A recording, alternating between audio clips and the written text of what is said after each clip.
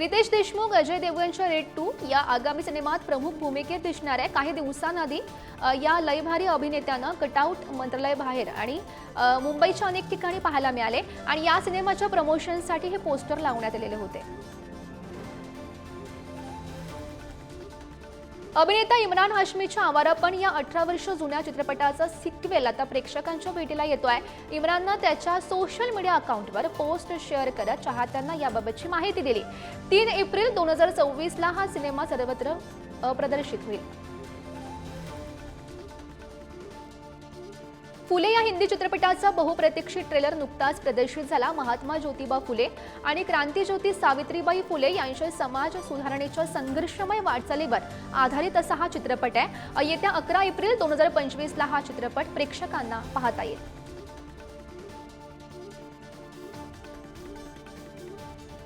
यंदाच्या miss world स्पर्धेचं यजमानपद भारताकडे आहे। येत्या 6 आणि 7 मे रोजी जगभरातून स्पर्धक तेलंगणा राज्यातील हैदराबाद येथे जमतील।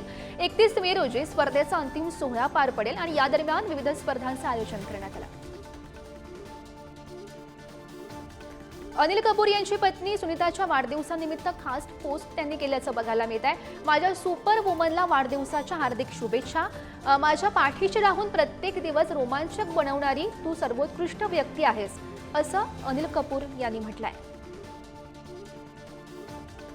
अनिल कपूर यांच्या पत्नी सुनीता यांचा वाढदिवस साजरा करण्यासाठी फराह खानने एक व्हिडिओ शेअर केलाय। त्यांनी खास शुभेच्छा देण्यासाठी ही पोस्ट केली आहे। यात सुनीता यांचे पती अनिल कपूर, चंकी पांडे, पत्नी भावना सोबत दिसतायत। इतर मित्र मैत्रिणी सुद्धा यामध्ये आपण पाहू शकतो।